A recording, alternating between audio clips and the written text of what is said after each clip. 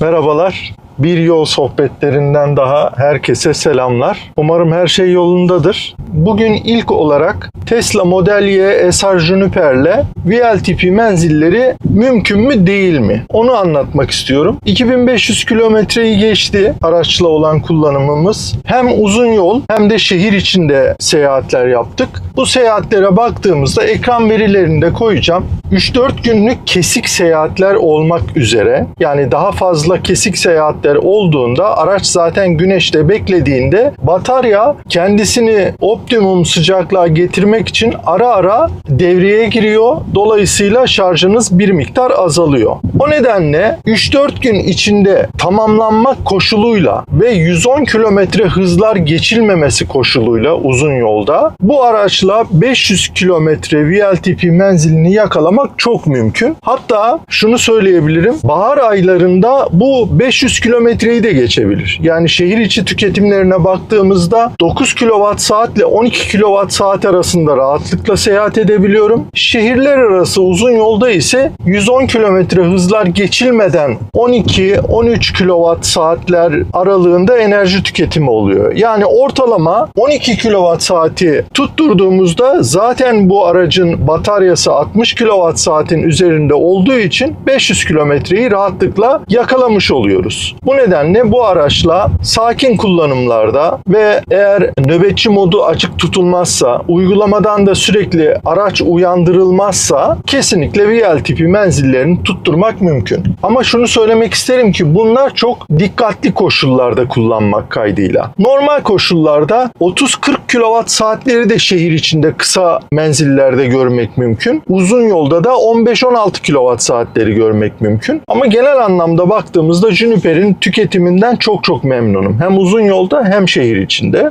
Bu araçla yaklaşık 2500 kilometre ve 1,5 ayı aşkın süremiz geçti. Kesin olarak şunu söyleyebilirim ki şimdiye kadar kullandığım ve keyif aldığım en iyi araç diyebilirim. Araçtan çok memnunum. Yani hem süspansiyon anlamında, hem yalıtım anlamında, hem tüketim anlamında, hem batarya kapasitesi anlamında, teknolojik özellikleri anlamında çok tatmin edici. Daha önceki kullandığım Tesla ile de karşılaştırdığımda gerçekten çok iyi iyileştirmeler yapılmış olduğunu düşünüyorum. Çok ideal bir araba olmuş. Alabilenler için güzel bir seçenek.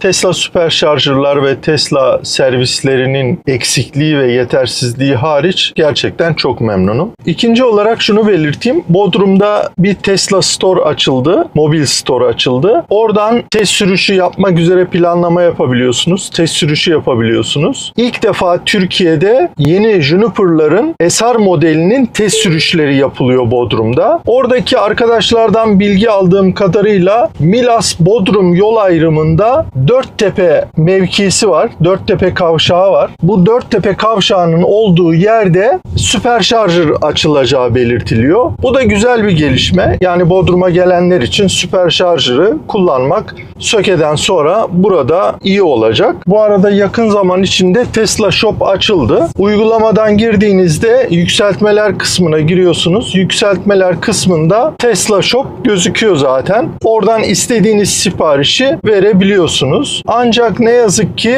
Tesla bu shop'u açmayla birlikte epey miktar aksesuarlara ve ürünlere zam yapmış. Onu gördük. Keşke yapmasaydı. Ama Tesla Shop'un açılması olumlu bir gelişme. Bu arada zaman zaman bana işbirliği paylaşımları geliyor. Sizinle de paylaşıyorum. İşbirliğinde şunu bilmenizi isterim ki ben bunları ücretli çekmiyorum. Bana ücretsiz olarak gönderiliyor bu ürünler ve ben onları çekiyorum. Bazı ürünlerden çok memnun kaldığımda onları belirteceğim zaten size. Örneğin Teseri'nin yatağından gerçekten çok memnun kalmıştım. Fiyatını değerlendirmek tamamen size bağlı. Ama şunu söyleyebilirim ki gerçekten güzel üründü. Orada da belirttim zaten hem beğenmediğim kısmını, yani daha iyi olabilecek kısmını, o da frank veya tranka sığmasıydı. Hem de beğendiğim yanlarını anlattım. Aynı zamanda muhtemelen bu videodan sonra yayınlarım. TinyU'dan da bir şarj aleti gelmişti. Onu da incelemesini ve testini yaptım. Ama garanti koşullarını falan falan göremedim. Onu da zaten videoda da belirttim. Yani benim yaptığım incelemeleri kesin bu alınmalı gibi düşünmeyin. Bana gönderiliyor ücretsiz ve ben onları inceliyorum. Tanıtımını size yapıyorum ama muhakkak kendiniz onları iyice inceleyin, araştırın ve öyle karar verin. Yani benim söylememle almayın yani. Bir başka konu da yakın zaman içinde bazı firmalara cezalar yazıldı. Benim daha önceden diğer paylaşımlarımda belirttiğim üzere bazı firmalar örneğin VLTP karma menzillerini vermiyorlar veya reklamlarında en yüksek menzil olan şehir içi menzillerini söylüyorlar. Dolayısıyla insanları yanıltmış oluyorlar. Bu nedenle epey miktarda cezalar yazıldı. Yine KGM-Torres EVX ile ilgili ısı pompasıyla ilgili paylaşım yapmıştım. Onunla ilgili de gelişmeleri size aktarmıştım. Onların avukatı tarafından arandığımı falan onları da aktarmıştım. KGM-Torres EVX kullanıcısının açtığı davada ısı pompasıyla ilgili de yanıltıcı bilgi vermekten dolayı firmaya ceza yazıldı. Geçen sefer aynı zamanda içerik paylaşımı yapan bizim gibi arkadaşların bazılarından da örnek vermiştim. Bizlerin de buna dikkat etmesi gerekiyor. Yani yanıltıcı paylaşımlardan uzak durmak gerekiyor. Şimdi gelelim Türkiye piyasasındaki otomobil satışları ile ilgili verilere.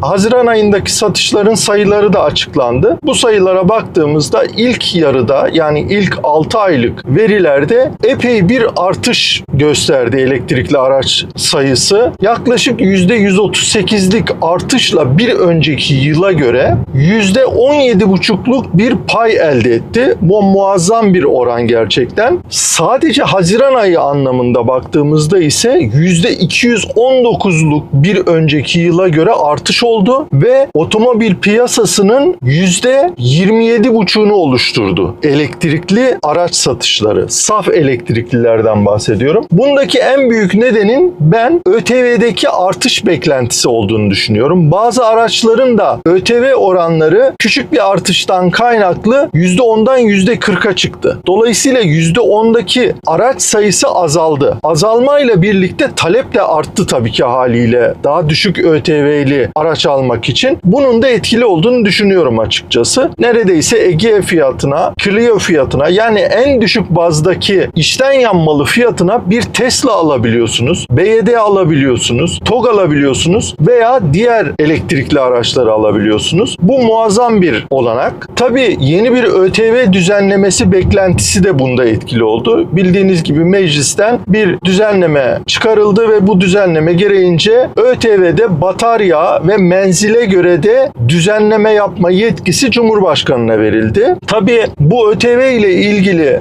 düşüncelerimi birazdan anlatacağım. Türkiye otomobil piyasasında en yüksek satışı bütün otomobiller içinde söylüyorum Tesla gerçekleştirdi. Elektrikli otomobil piyasasına baktığımızda TOG, Tesla, Kia, BYD, Mini gibi firmalar aslında daha çok %10 ÖTV'li aracı getirebilmiş ve satışa sunmuş olsaydı çok daha fazla sayıda araç satılmış olurdu. Zaten getirdiklerinin, ürettiklerinin hepsini satmış oldular. Dolayısıyla bu oran tek başına bir veri bile değil. Daha yüksek olabilirdi. Bir de Tesla ile ilgili eleştiriler vardı. 300 tane 500 tane envantere araç koyuyor. Sembolik sayıda araç satıyor. 100-200 tane en fazla 1000 tane araç sattı gibi eleştiriler vardı. Bu eleştirilerin de yersiz olduğunu görmüş olduk. Tesla Türkiye'de tüm otomobil satışları içinde en çok satan araç oldu. Yani 8.000'e yakın sattı. Demek ki bu söylenenler doğru değilmiş. Onu görmüş olduk. %8'e yakın oran yakaladı Türkiye'deki otomobil satışları içinde. Dolayısıyla ilk sırada yer aldı. Marka bazında da Renault ve Volkswagen'den sonra 3. sırada yer aldı. İlk defa bir elektrikli araç en çok satan araç oldu. Bu da önemli bir durum. Bu arada elektrikli araç satışlarına baktığımızda Tesla, TOG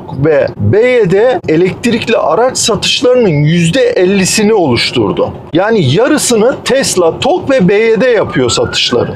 İlk 6 aylık satışlarda model bazında baktığımızda ise TOG T-Onix ilk sırada, Tesla Model Y 2. sırada, Mini Countryman'e 3. sırada, Kia EV3 4. sırada, BYD Atto 3 ise 5. sırada yer alıyor. Dediğim gibi daha çok getirmiş olsalar daha çok satmış olurlardı. Bu arada son aylarda özellikle %10 sınırında olan modellerin satışlarının ciddi oranda arttığını görüyoruz. Dolayısıyla Dolayısıyla %10 sınırına yaklaştıkça talebin arttığını görüyoruz. Bu arada BYD'nin, Kia'nın, Mini'nin %10 sınırına yaklaşan araçlarında talep çok oldukça fiyatları arttırdığını görüyoruz. Ben bunun bir suistimal etmek olduğunu düşünüyorum. Hele BYD'nin ben fiyat artışlarını kesinlikle çok doğru bulmuyorum. Neden derseniz BYD'nin çok fazla marjı var. Yani istese BYD Seal U'yu da BYD Atto 3'ü de çok daha düşük fiyatlarla satabilir. Yani söylemem o ki BYD Seal U'nun %40'a sokulmasını, BYD'nin diğer modellerindeki fiyat artışını ben kesinlikle talebin suistimal edilmesi olarak görüyorum. Hatta Engin Hoca'nın BYD'nin fabrika yerindeki videosundan gördüğümüz kadarıyla fabrikanın da hiç öyle ilerleme kaydettiğini görmedik. Hep olduğu gibi duruyor. Yani fabrika yapılacak mı, yapılmayacak mı? İnanın o bile kafalarda soru işareti yaratıyor. Maalesef BYD'nin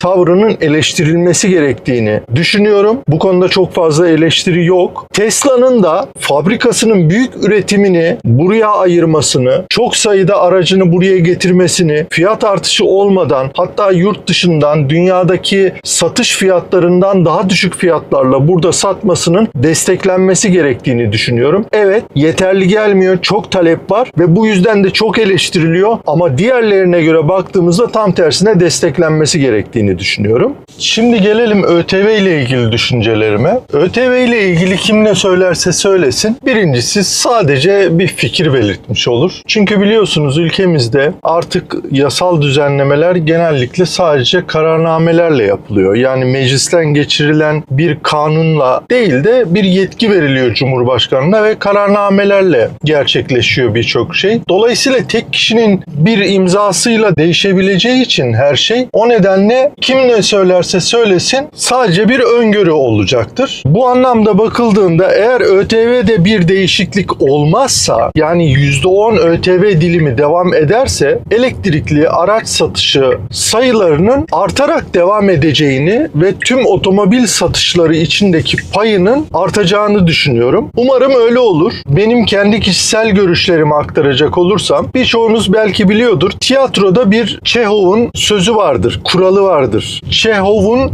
tüfeği diye geçen bir kuraldır. Bu kural gereğince sahnede duvarda asılı olan bir tüfek varsa muhakkak ikinci veya üçüncü sahnede o tüfek patlayacaktır. Yani bir kanun, kararname çıkarıldıysa, bir yetki verildiyse o yetki muhakkak kullanılmak üzere verilmiştir. Benim kendi kişisel görüşüm bu. Yani Cumhurbaşkanı'na bu yetki verildi. Bu yetki gereğince de menzil ve batarya verisine göre ÖTV düzenlemesi yapılabilecek. Ben şöyle yapılabileceğini düşünüyorum. T10F ve T10X, yani TOG'a göre bir düzenleme yapılacağını düşünüyorum. Daha önceden de 160 kW motor sınırı getirilirken, aynı zamanda 1.450.000 lira matrah sınırı getirilirken tamamen TOG öngörülerek bu sınır getirilmişti ve bir sonraki dilim de direkt %10'dan %40'a çıkarılmıştı. Benzer bir şekilde TOG'a bir miktar daha avantaj sağlayacak bir ÖTV düzenlemesi olacaktır diye düşünüyorum. Bunu da şu şekilde yapabilirler. T10F'in de T10X'in de bataryası 88,5 kWh saatlik kapasiteye sahip. VLTP menzilleri de 525 kilometrenin üzerinde. Hatta T10F'te bu bir miktar daha yüksek olacaktır. Dolayısıyla şöyle bir şey getirilebilir. Yani batarya kapasitesi 88 kWh'in üzerinde, VLTP menzili 525 kilometrenin üzerinde, 1.600.000 liraya kadar matrahta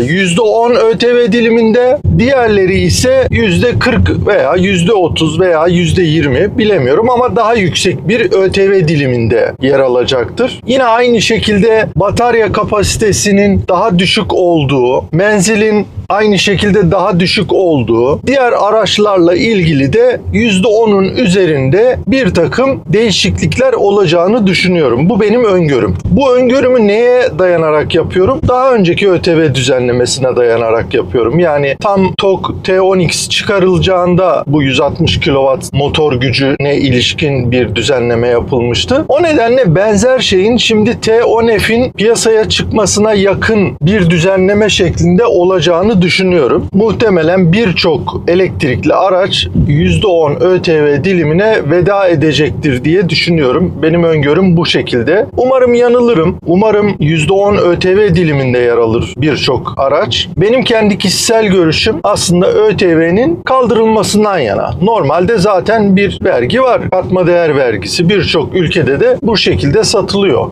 Ama eğer ÖTV alınacaksa da yani çok düşük bir ÖTV dilimi olmalı. Oysa ülkemizde sürekli son 25 yıldır ÖTV dilimleri maalesef sürekli arttırılıyor. Bu da ulaşılabilirliği azaltıyor otomobile. Kişi başına düşen otomobil sayısı anlamında bakıldığında aslında gerilerdeyiz. Evet, otomobil satışları çok yüksek ama kişi başına düşen Avrupa'daki otomobil sayısına baktığımızda aslında ileri durumda değiliz. Yani neden bizim ülkemizde de çalışanlar kaliteli, iyi otomobillere binemesinler? Yani ben bu nedenle ÖTV'nin kaldırılmasından yanayım ama ham bir hayal bu tabii ki. Bugünkü yol sohbetlerinde anlatacağım düşünceler bunlardı. Daha sonra tekrar görüşmek üzere. Kendinize iyi bakın. Sevgiler, selamlar.